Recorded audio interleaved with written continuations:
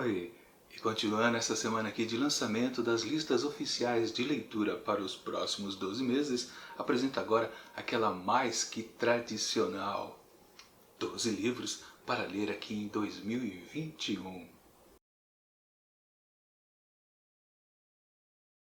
Bom, eu acho que vocês perceberam, né, que o canal tem mais de uma lista de leitura, ou seja, eu leio mais que 12 livros a cada novo ano. Pois é, eu faço esse exagero, mas não tem problema. No fundo, esse tipo de vídeo aqui não é que eu tenho o grande objetivo de ler um monte de publicações. Não, na verdade, isso aqui é para vocês, é dicas de leitura, ou seja, eu vou apresentar uma certa quantidade de livros e vocês podem se interessar por um ou outro e incluir nas suas listas de leitura. Com certeza é isso, é mais do que eu ficar tentando ler um monte de livro, na verdade. Mas enfim, o que eu quero dizer com isso é que ontem eu já publiquei um livro a respeito de outra lista, mas eu falo dela daqui a pouquinho, porque vamos entrar logo no assunto e começar a apresentar os primeiros livros. Bom, esse que inicia este vídeo é exatamente um que veio por uma inspiração lendo uma história, por exemplo, um conto. Na verdade, foi uma pequena história da Clarice Lispector.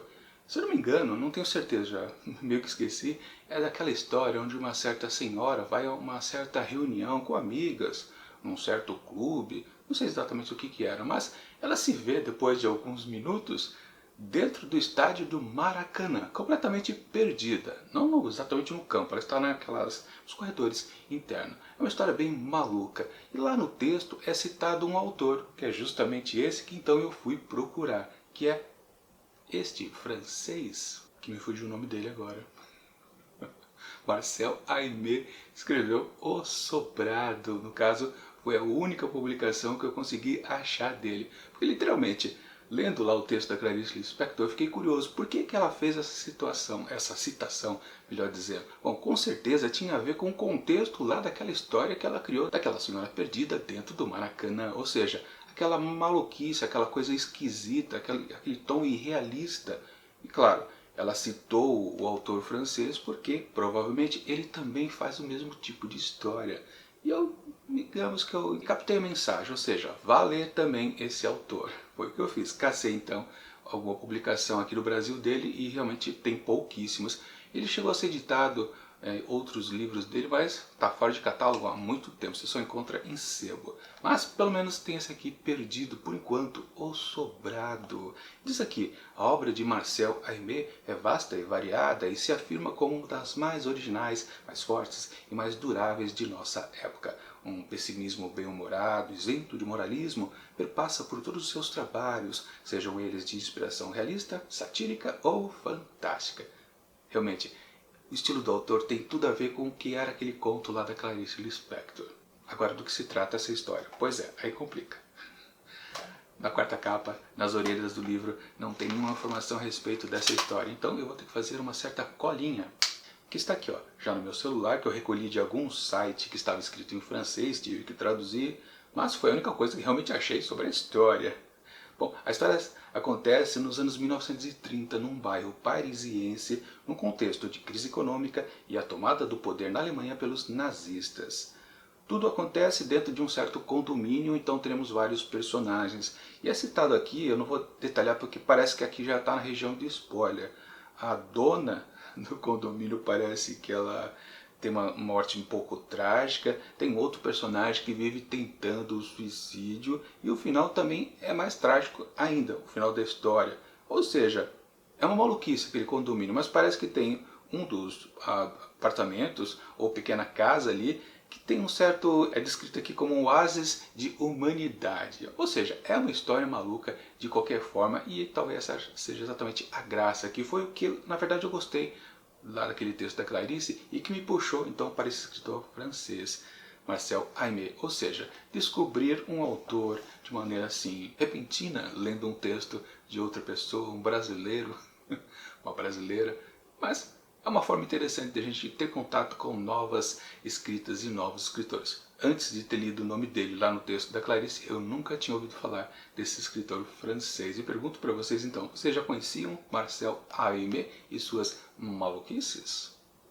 Bom, em toda lista de leitura, com certeza a gente gosta de colocar algum clássico. E eu continuo então na literatura francesa. Dessa vez, claro, com um escritor consagrado, que é Honoré de Balzac. Aqui com o seu A Mulher de 30 Anos. Sim, um escritor muito conhecido por trabalhar bem o perfil feminino.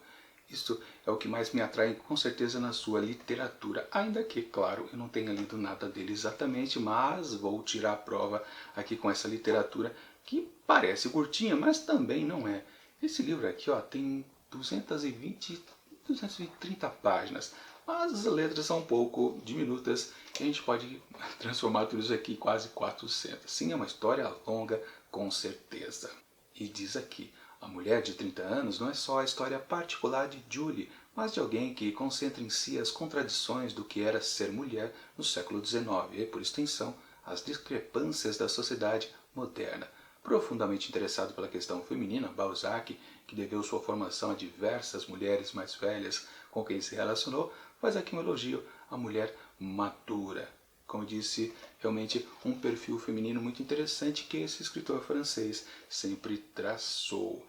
Vai ser um livro que vai render um pouquinho, porque ele é um pouco extenso, eu não costumo terminar calhamaços de maneira rápida, mas de qualquer forma vai render bons 2 meses, com certeza, me divertindo com essa história por aqui. Mas eu pergunto para vocês, já leram algo de Balzac? Para mim, será a primeira vez. Agora, saindo um pouco da literatura francesa e indo para a japonesa. Esse autor aqui também, eu sempre tive curiosidade de ler alguma coisa dele, mas sempre ficava adiando. No caso, essa publicação eu até tenho na estante há um bom tempo, estava parado lá esperando uma boa oportunidade. Me refiro a Haruki Murakami com seu Após o Anoitecer. Uma história também com tons um pouco mágicos, talvez. Olha só o que diz por aqui. Maria Sai é uma garota solitária que abandona a casa dos pais para enfrentar a noite nas ruas de Tóquio. Sua irmã, Eri, modelo de revistas femininas e jovem de sucesso, vive uma situação diferente. 2 meses antes, deitou-se para dormir e nunca mais acordou. Enquanto jaz imóvel em sua cama, estranhos eventos acontecem. Tem uma pegadinha um pouquinho meio até sinistra também, né? Coisa curiosa, mas é uma história também que promete bastante. Se não me engano, né, o Murakami é tido pela, digamos, a sociedade literária japonesa como alguém que não escreve exatamente ao estilo japonês. Algo curioso, né? Eles são mais tradicionalistas, obviamente, né? Então eles não gostam muito quando um deles fica um pouquinho fora do tom japonês, digamos assim. Uma coisa curiosa, né? Eu li pouca literatura japonesa e tenho mais contato com a arte em si japonesa através dos seus filmes. E algo curioso, a cinematografia do Japão, ela não é igual à americana. Os americanos, eles fazem muitos filmes baseados em literatura, baseados em boas obras publicadas. Já os japoneses, os cineastas lá do Japão, eles produzem o roteiro do zero, ou seja, eles não se baseiam em literatura. Algo estranho, né? Como se desenvolve a cinematografia. Enfim, tenho mais contato com o cinema japonês e com a literatura japonesa, pouca coisa eu li realmente. Então, tá na hora então de realmente dar um jeito nisso com esta publicação. Mudando um pouco de ares, vamos para a literatura infanto-juvenil e com um autor nacional, que é Rodrigo Lacerda, com O Fazedor de Velhos. Pois é, um título até curioso, numa edição que sempre vale a pena dar destaque, que é da editora Kozak Knife, que não existe mais, né? Decidiu fechar as portas, ela não faliu, foi o dono que falou, não, já trabalhei demais nisso aqui, vou fechar. Porque tem dinheiro, né? Abre um negócio, fecha, assim, não tem problema. Bom, o que vale é que a editora sempre fazia bons produtos, principalmente na questão do gráfico, né? Do design. E temos aqui também outra boa edição. Aliás, tem aqui uma filipeta colocada que mais de 44 mil vendidos exemplares. Romance juvenil mais premiado de 1909, ganhou Jabuti, entre outras coisas.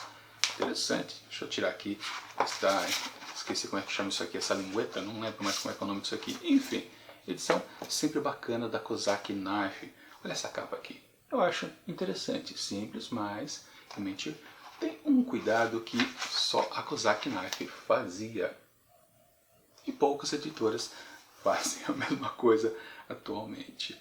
Bom, Tem essa divisão alaranjada em vários momentos. Esses desenhos aqui também super interessantes. Mas claro, o que vale é a história. Deixa eu ver se eu capto alguma coisa aqui para vocês. No mundo como o nosso, em que o amor romântico parece ter virado peça de museu, em que o respeito pela sabedoria dos mais velhos foi para o espaço e a literatura perdeu terreno para outras formas de arte, este livro de Rodrigo Lacerda vem resgatar valores pelos quais definitivamente vale a pena lutar. Nesse romance que trata da busca pela vocação profissional, seguimos os passos de Pedro, o narrador. Ao caminhar da adolescência para a vida adulta, ele fica dividido entre história e literatura, entre razão e emoção. É aí que entram em cena dois personagens decisivos, o professor Nabucco e sua afilhada Mayumi. Não define muito exatamente a história, mas convém descobrir. Um autor que eu também nunca tinha ouvido falar, mas o sobrenome é famoso. Lacerda, sim, filho lá do Carlos, filho não, é neto do Carlos Lacerda. Pois é, aquele político brasileiro que sempre foi encrenqueiro, né? Enfim, o que vale que o que fez então o seu neto em termos literários? Isso que vale a gente descobrir com essa história aqui infanto-juvenil. Acho que é uma boa aposta.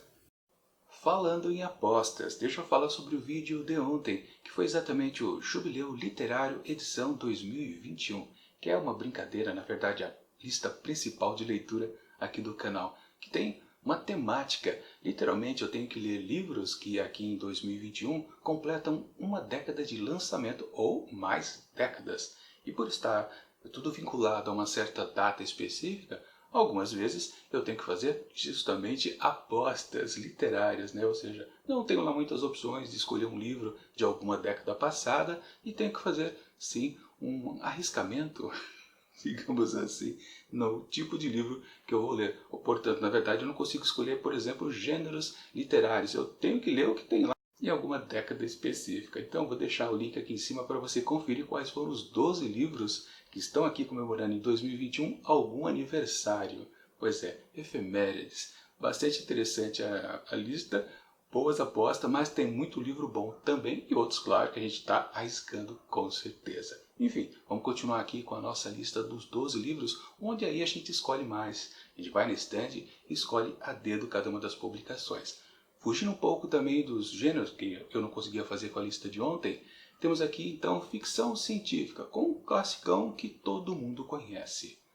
A Máquina do Tempo, de H.G. Wells. Quer dizer, todo mundo conhece esse livro, mas não muito. Na verdade, todo mundo conhece esse subgênero da ficção científica criado exatamente com esta história aqui deste escritor. Pois é, ele definiu esse subgênero da ficção científica ao criar a primeira história que envolvia a viagem no tempo. Sim, viagem no tempo tem tudo quanto é lugar por aí, não só em textos de ficção científica, ou em filmes, ou em peças de teatro, em qualquer lugar você encontra a viagem no tempo, até de maneira metafórica, podemos dizer, em algumas narrativas. O conceito da viagem no tempo é muito interessante para se contar alguma coisa. Mas H.G. Wells foi o cara primeiro que escreveu algo relacionado com isso e fundou, como eu disse, o subgênero da viagem no tempo no campo da ficção científica. Agora, do que se trata a primeira história, eu não sei, não faço a menor ideia. E é por isso que eu quero ler esse livro aqui do Wells, para descobrir qual foi a primeira historinha, que pode até ser mais ou menos, porque claro, todo mundo que ousou depois fazer uma viagem no tempo foi tentar complicar a sua narrativa. Até uma questão interessante de quem gosta de ler histórias de viagem no tempo. Tem aquela coisa do paradoxo, né? Temporal, que você acaba às vezes conhecendo a si mesmo e acabando estragando toda a história da humanidade. Como é que o primeiro autor que pensou nisso trabalhou essas questões? Ou sequer ele chegou perto? Não sei. É uma coisa a descobrir com certeza por aqui. Quase uma arqueologia das histórias de ficção científica com esse livro aqui. Ou seja, fundamental. Continuando com textos diferenciados, vamos a um tipo que não costuma aparecer muito aqui pelo canal, mas já apareceu inclusive com Machado de Assis, que é até um pouco inusitado. Bom, eu me refiro aos textos teatrais. E aqui eu tenho Samuel Beckett com O Primeiro Amor. Um texto bem curtinho, olha só a finura deste livro, também da Kozak Knife, que eu adoro, esta editora. Uma edição aqui também daquelas que privilegia o visual, mas também, claro, um bom texto. Deixa eu abrir isso aqui, porque olha, faz tempo que eu tenho esse livro aqui, deve ter quase uns 2 anos e meio, esperando também uma boa oportunidade de ser aproveitado. Chegou então essa sua hora, o texto do autor irlandês Samuel Beckett. Sim, o capricho da Cosac Knife é interessante, ele tem uma costura aqui interna, olha só, acho que vocês não conseguem ver aí na imagem, mas tem, tá? E tem uma curiosidade esse texto aqui, porque de um lado nós temos o texto teatral e do outro nós temos a ilustração da própria tradutora aqui, que é a Célia Eovaldo. Interessante, e algo importante a ser dito dessa peça é que na verdade é um monólogo, o que é bastante interessante também. Não sei se vocês tiveram muitas experiências de assistir a um monólogo, às vezes é algo complicado. Aliás, olha só que coisa curiosa, as páginas elas não foram cortadas, elas são duplas. Olha só que coisa interessante, maluquice para falar a verdade, mas é a coisa. Só tem acho que 30 e poucas páginas, se eu não me engano, este livro, e eles tiveram que encher um pouquinho de linguiça, porque literalmente, né, se de um lado temos textos e do outro temos ilustração, quer dizer que dos 30 e poucos, 34, vira 36? Não, 16? 17? Ah, enfim. Acho que eu não sou bom em matemática.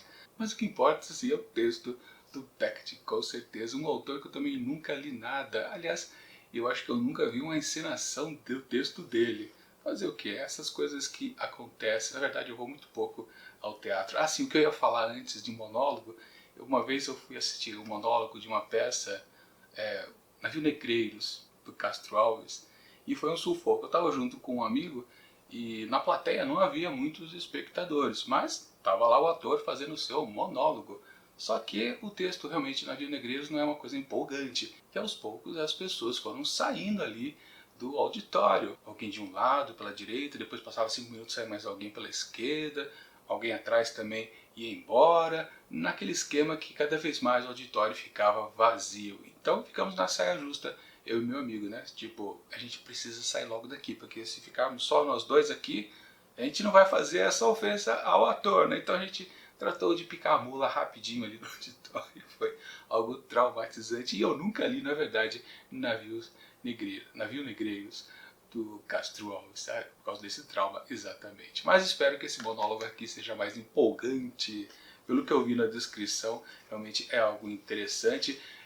Embora o título remeta ao primeiro amor, não é uma coisa melosa, é algo que tem uma certa forma dolorosa de encarar as coisas, algo nessa linha. Não é uma coisa fofinha esse primeiro amor aqui, não, com certeza. Mas, vocês já leram Samuel Beckett? Agora, fugindo um pouco da prosa literária, vamos ao campo dos quadrinhos, com um texto aqui de um autor canadense. Me refiro a Chester Brown, com seu Pagando por Sexo. Pois é, uma temática bastante interessante aqui de um autor que é bastante daquele polêmico, gosta de aprontar com os seus temas. Muita gente torce o nariz para o que ele escreve ou desenha também, ou seja, daquele tipo de literatura que a gente acaba lendo e tendo aquela, às vezes, opinião de gostar ou não gostar, nunca tem meio termo. Se você já na primeira vista gosta do trabalho dele, você vai procurar outras coisas. Mas se você já torce o nariz logo de cara, você talvez nunca mais retorne. E uma coisa curiosa aqui a respeito dessa história, com muitos elementos autobiográficos dele, é que se assemelha um pouco com o livro anterior, porque olha só o que diz aqui a rápida sinopse. O amor romântico não existe. Pagar por sexo é melhor. Realizado emocionalmente impassível, Chester Brown, um dos monstros sagrados da HQ moderna, se revela em um relato cheio de detalhes, provocativo e irreverente da sua experiência com prostitutas, feliz em pagar por sua felicidade. Pois é. Algo curioso aqui. Tem um número, agora não vou me lembrar se são 3 ou 23 prostitutas diferentes que ele tem vários momentos diferenciados com cada uma delas. Mas claro, a base aqui deste texto é na verdade falar sobre a solidão, obviamente. Assim como também deve por aí o que acontece no outro livro lá do Samuel Beckett, que é O Primeiro Amor. Ou seja, eu estou muito curioso a respeito dessa história aqui. Deixa eu abrir. Nem todos os livros eu estou abrindo, vocês perceberam, né? Mas de vez em quando eu lembro. Na verdade, isso é mais por força de hábito. Quando eu faço o desempacotamento dos livros, quando acaba de chegar os pacotes aqui em casa, geralmente eu não tiro o plástico porque eu demoro para ler os livros que eu compro. Tanto que a maioria desses livros que estão vendo aqui não foram comprados recentemente não. Faz tudo coisa de um ano e meio, às vezes 2 anos, que eu tenho todas essas publicações, sempre esperando um bom momento para ser apresentado. Cada capítulo tem um nome diferente aqui, ou seja, Jenna, Beatrice, todos os nomes delas. Wendy. Vou mostrar um pouquinho aqui, não tem nada demais. Mas acho que ficou pequeno aí na tela para vocês. Assim, tem algumas cenas aqui, obviamente, né, se ele está se relacionando com prostitutas, as imagens aqui podem ser um pouquinho pesadas. Ah, isso não é tanto, não. É uma coisa até leve para falar a verdade. O que vale mesmo é essa sensação, esse relacionamento que esse personagem, que na verdade é bem autobiográfico, do Chester Brown, diz pra gente nessas suas narrativas curtas. Cada capítulo, acho que é independente, não tem um arco, deve ter um arco sim grande para toda a série, mas com certeza dá pra gente gostar mais de uma história, gostar menos de outras e por aí vai. Pra quem curte boas coletâneas de contos como eu, pode se divertir com certeza bastante com essa publicação aqui. Bom, falando em ousadias, vamos então tratar exatamente disso, até onde se pode chegar, pois o próximo livro, que não é ficção, na verdade é um estudo sobre a censura. Pois é, temos aqui então um texto de Robert Darnton, Censores em Ação, com um bom subtítulo, Como os Estados influenciaram a literatura, ou seja, já traduz na verdade toda a obra, a importância, o peso da mão do Estado atrapalhando a liberdade da literatura. Ou seja, se aparece um livro ousado como foi o anterior, a censura pode vir e tomá-lo das mãos das pessoas que, em última instância ou em primeira instância, são cada um dos indivíduos que deve tomar a decisão de ler ou não um certo livro. Vai pesar na consciência daquela pessoa. Ninguém pode dizer se a pessoa deve ou não ler tal publicação ou outra. Principalmente, né, empurrar uma terceira publicação. Ó, não, você só pode ler essa daqui. As outras você não pode nem escolher se sim ou se não. No caso aqui, a censura está aficionada ao Estado. Ou seja, que é pior até do que aquela censura vinda da religião, porque a religião, pelo menos, a censura vai caber mais quem segue essa religião. Quem for de outra não vai estar nem aí para esse tipo de limitação.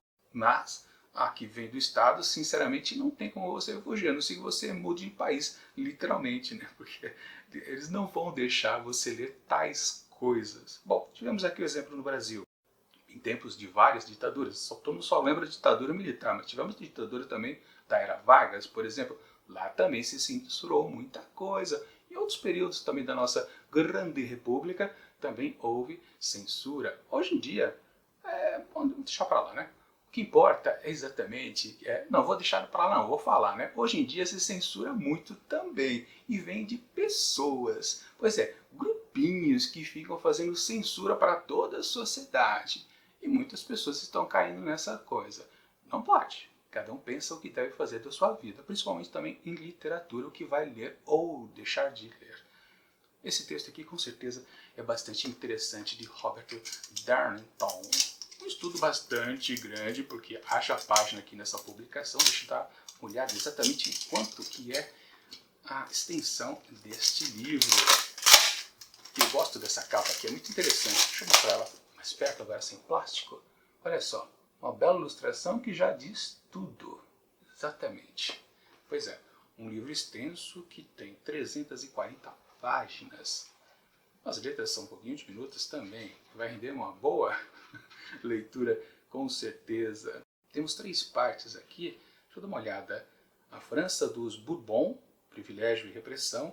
Depois, na segunda parte, Índia Britânica, liberalismo e imperialismo. E por fim, a terceira parte, Alemanha Oriental comunista.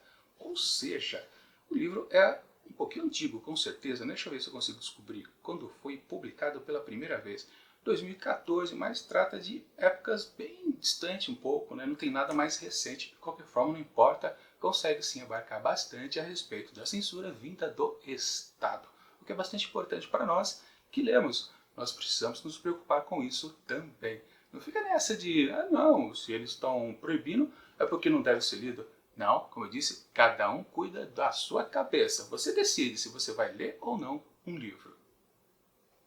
Falando em tomada de decisão, se você ficou interessado por qualquer uma dessas publicações que eu estou mostrando por aqui, eu vou deixar na descrição do vídeo links para você poder adquiri-los através da Amazon, que é minha parceira tanto de compra quanto de venda, sempre naquele esquema. É uma forma de você ajudar os canais booktubers aqui no YouTube. Sim, esses links a gente ganha a comissão de vendedor, ou seja, quando você vai fazer a compra naquele exato momento, entre na Amazon através desses links e aí a Amazon fica sabendo, ah, foi montado, por exemplo, de livros que deu a dica deste livro aqui que a pessoa está comprando. Pois é, aí eles passam a comissão para a gente. Do contrário, também se você compra na Amazon e não indica, né, qual booktuber está dando a dica para vocês, o dinheirinho da comissão vai para o bolso da Amazon. Enfim, feito o jabá, vamos a uma literatura aqui daquelas que sempre fica parado na estante e acaba não sendo lido durante muito tempo. No caso especificamente, esse livro aqui eu comprei numa Bienal do Livro de São Paulo.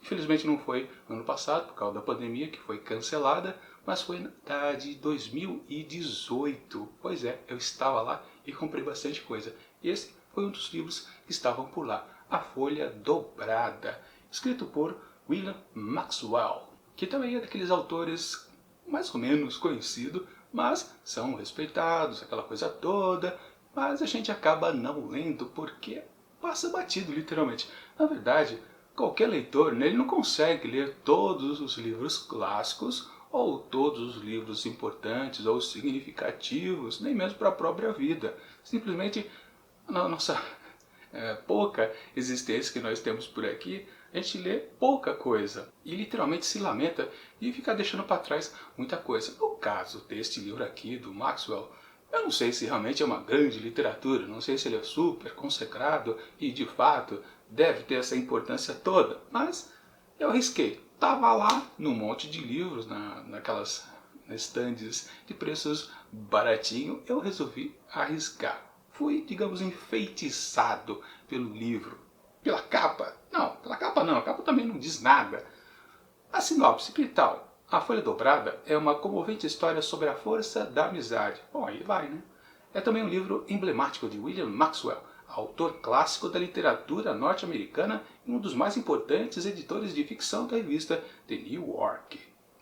Publicado agora pela primeira vez no Brasil, o romance narra a trajetória nas primeiras décadas do século XX de dois garotos, Lim e Spud, que se tornam companheiros inseparáveis apesar dos temperamentos opostos. Ameaçados por rivalidades e ciúmes, no entanto, eles terão de aprender um com o outro a superar a difícil passagem da infância para a maturidade.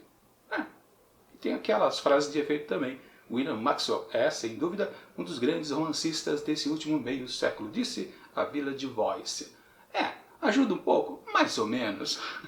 Histórias de amizade que vão passando décadas e décadas sempre são interessantes também. Vamos ver como é que ele vai tratar tudo isso aqui. Vamos ver se ele é um bom escritor de fato. Ou seja, esse tipo de livro é aquela aposta, literalmente, que a gente faz. Será que eu vou curtir? Não sei. Mas vou tentar ler tal o livro até o fim. E ele é grandinho também, ó. 250 páginas, com letras pequenas também, ou seja, vira um belo de um catatal de 350 páginas, 400 por aí, com certeza. Mas eu vou tentar. Experiência também vale a pena nessas listas de leitura para o ano. E falando em infinitos livros que nós nunca vamos ler, vamos imaginar então a quantidade de pessoas que querem um dia escrever alguma coisa. Sim, é uma proporção maior ainda. E com certeza muito desse pessoal nunca vai ter a chance de realmente publicar. E se publicar também vai ficar naufragando nas prateleiras das livrarias. É uma coisa também bem arriscada, a pessoa que se dedica a escrever uma história. Enfim, estou fazendo todo esse preâmbulo para chegar nessa autora aqui brasileira, que é esqueci o nome dela agora, a Sabina Anzoategui, com o seu Calcinha no Varal. Opa, coisa esquisita? Pois é. Bom, por que eu cheguei no nome dessa escritora brasileira? Ela tem um canal aqui no YouTube justamente sobre isso, escrita criativa. Ou seja, ela ajuda as pessoas que estão querendo escrever algum livro. E um dia eu descobri que ela tinha escrito algo, olha só que curioso. Então, literalmente, eu vou fazer uma experiência Como é a pessoa que ensina os outros a escrever uma publicação? Ela escreve bem também? Bom, na verdade ela já tem uma certa experiência, ela fez roteiros de cinema, olha só que coisa curiosa, e ajuda agora as pessoas a escreverem seus livros aqui pelo YouTube. O título desse livro é curioso, né? Calcinha no Varal. Aliás, tem um texto aqui, antes de eu abrir, sem polpa, sem estardalhaço, contando apenas o que lhe aconteceu, o que imaginou e o que sentiu. É assim que Juliana, narradora e protagonista de Calcinha no Varal, nos cativa. Mesmo nas cenas mais cruéis do relato, há delicadeza e simplicidade na linguagem, que refletem sua maneira de levar a vida. Caem algumas gotas de sangue no carpete, mas dá para limpar se passarmos vinagre enquanto ainda está úmido. Nesta novela, amor, amizade, sexo e desejo vão ocorrendo conforme as pessoas se encontram ou desencontram, de propósito ou não. Os sentimentos se movem, se ajustam e se refazem, formando aos pedaços o retrato de Juliana e sua entrada na vida adulta.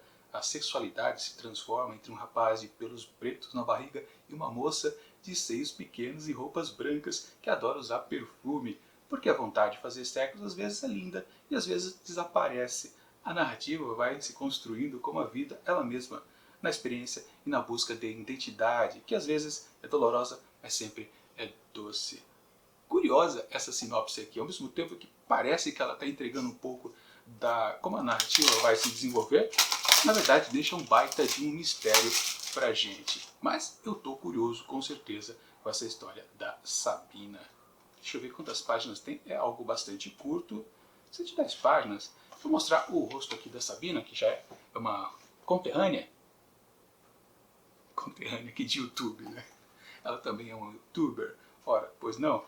Bacana. Uma história rápida de ser lida. Vou conseguir finalmente descobrir se ela também tem uma boa escrita literária, já que eu acho que eu já vi um filme dela, agora eu não vou conseguir lembrar. De qualquer forma, é um filme que eu gostei bastante, tem boas sacadas por lá. E eu quero saber se também existem elas aqui no seu texto literário. E aqui, com o penúltimo livro a ser lido aqui em 2021, digamos que a gente está quase fechando esse assunto sobre a arte da escrita, com um título bastante interessante, que é A Vida Secreta dos Escritores, escrito por Guillaume Musso. Não sei se é assim que se pronuncia esse nome francês, mas com certeza a história é interessante, porque é justamente um sujeito que está para publicar seu primeiro livro, e ele quer conhecer um escritor famoso que meio que se retirou dos holofotes, deu uma aposentada, digamos assim, se afastou, foi para uma casa de campo ou algo parecido, se eu não me engano. Mas acontece que descobrimos que ele cai num certo thriller de suspense, assassinatos que rondam essa história, quando justamente esse escritor novato vai atrás de um escritor consagrado, famoso, mas que resolveu se afastar um pouco. Uma história assim, um literal thriller.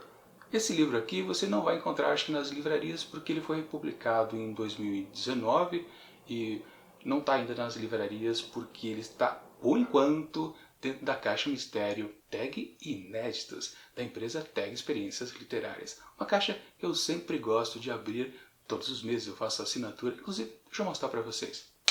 Tá aqui, ó.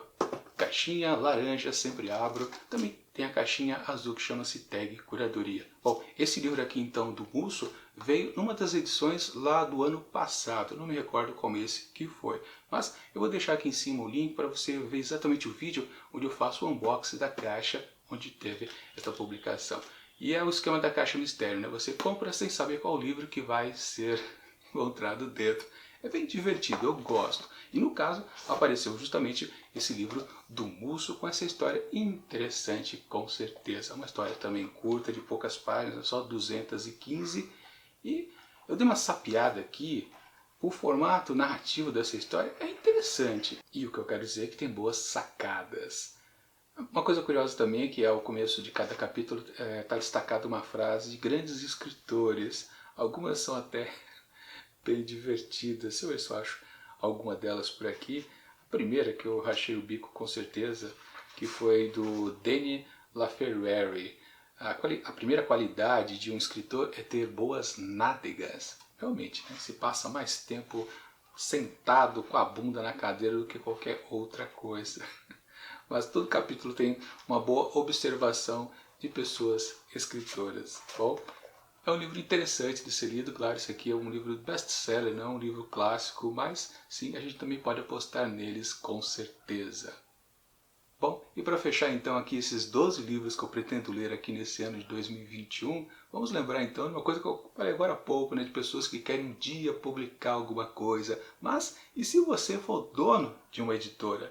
Fica melhor ou fica mais complicado, talvez? Tem um peso também, né? Sim, a gente tem que levar isso em consideração. Bom, é o caso aqui então de Alexandre Calari com A Floresta das Árvores Retorcidas. Sim, uma publicação do próprio dono da editora, de um dos donos da editora. Na verdade, o Alexandre, junto com o Bruno e também o Daniel, formam o Pipoca e Nanquim, que talvez vocês conheçam aqui do próprio YouTube, porque eles têm um bom canal, excelente canal, chamado Pipoca e Nanquim, que trata de quadrinhos. Pois é, eles são especializados nisso e tanto cresceram o canal que puderam abrir uma própria editora e lançar muita coisa boa que faz tempo que não está aqui no mercado nacional. E claro, eles, os três, já começam a se arriscar em colocar na prateleira também as suas obras. No caso, o Alexandre fez aqui a sua prosa, muito baseado em Lovecraft, com certeza. Todo o texto aqui,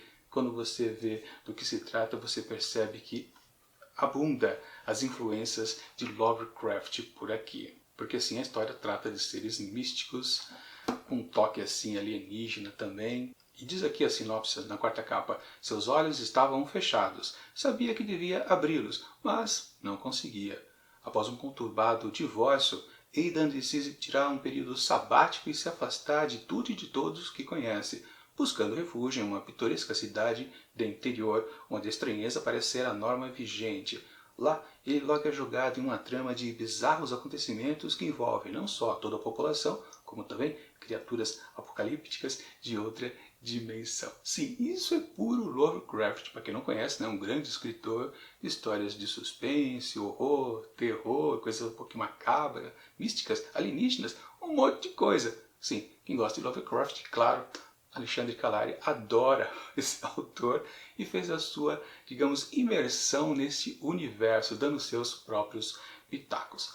Um livro bastante extenso, para lá de 400 páginas, com letras miúdas, que também vai render uma boa demanda para ser completamente terminada esta literatura. Mas de qualquer forma, eu recomendo o pessoal. Pipoca e Nanquim sempre produz, em termos, claro, de trazer o de fora, boas obras no ramo dos quadrinhos, mas com certeza eles também entendem do ofício. O Alexandre Calari sabe sim nos oferecer uma boa história e instigante, com certeza. Base, ele tem.